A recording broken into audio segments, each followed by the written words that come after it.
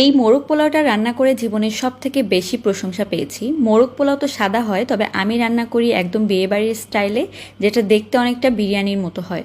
তো আজকে আপনাদেরকে দেখাবো কিভাবে আমি বিয়েবাড়ির স্টাইলে এই মোরগ পোলাওটা রান্না করি। আর এই মোরগ পোলাওয়ের রেসিপিটা শিখেছিলাম বিয়েবাড়ির একজন বাবুর্চির থেকে, যার কারণে একদম পারফেক্ট হয়। তো প্রথমে এখানে তেল দিয়ে দিয়েছি, আর তেলের মধ্যে কিন্তু আমি বেরেস্তা করে নিয়েছিলাম। তো এখানে আছে 1/2 কাপ পরিমাণ তেল, তো সেখান থেকে একটুখানি বেরেস্তা দিয়ে দিলাম, ওই 1 মুঠের মতো।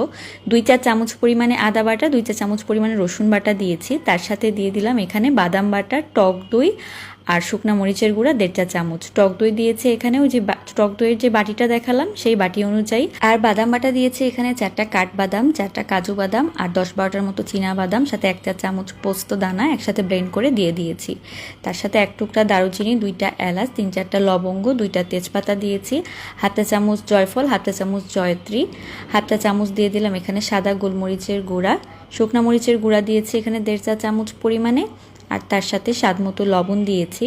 তো এখন সব কিছুকে ভালোভাবে কিন্তু মিক্স করে নিতে হবে। আর এখানে কয়েকটা কাঁচামরিচও আমি দিয়ে দিয়েছি। তো কাঁচামরিচ দেওয়ার পরে এখন আমি দিয়ে দিলাম এখানে চিকেনগুলো। তো চিকেন কিন্তু এখানে আমি যেই সোনালি মুরগি আছে সেটা ব্যবহার করেছি, রোস্টের মুরগিটা কিন্তু না। রোস্টের মুরগি থেকে যেই বড় সাইজের সোনালিগুলো হয় সেগুলো নিয়েছি। তো প্রথমে আমি এখানে রানের পিসগুলো দিয়ে দিলাম, কারণ এগুলো একটু শক্ত থাকে, সেদ্ধ হতে সময় লাগে। আমি 10-12 মিনিট এটাকে রান্না করে নিয়েছি। তারপর এখানে যে ব্রেস্ট পিসগুলো দিয়ে দিয়েছি। তো এগুলোকে ভালোভাবে একটু মিক্স করে নিয়ে তারপর আমি এখানে দিয়ে দিব টমেটো সস। তো আমি এখানে 2 টেবিল চামচের মতো টমেটো সস ব্যবহার করেছি।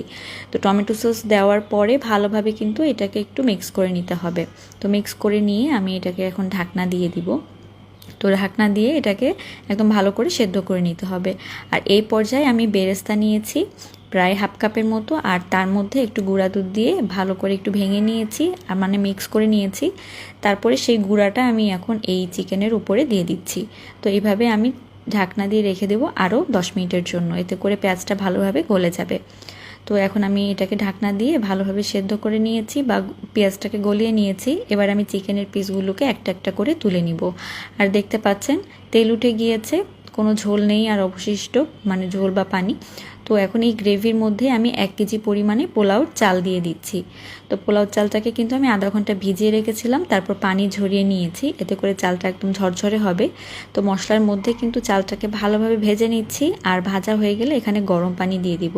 মানে আমি যতটুকু চাল নিয়েছি তার 1.5 গুণ পরিমাণে পানি কিন্তু এখানে ব্যবহার করেছি। পানি কিন্তু অবশ্যই গরম হতে হবে। তো তারপরে আমি দুধ দিয়ে দিলাম এখানে 2 টেবিল চামচ, আর তার সাথে স্বাদ মতো লবণ দিয়ে দিয়েছি, 5-6টার মতো কাঁচামরিচ দিয়ে দিলাম। এখন ভালোভাবে কিন্তু একটু মিশিয়ে নিতে হবে। তারপর পানিটা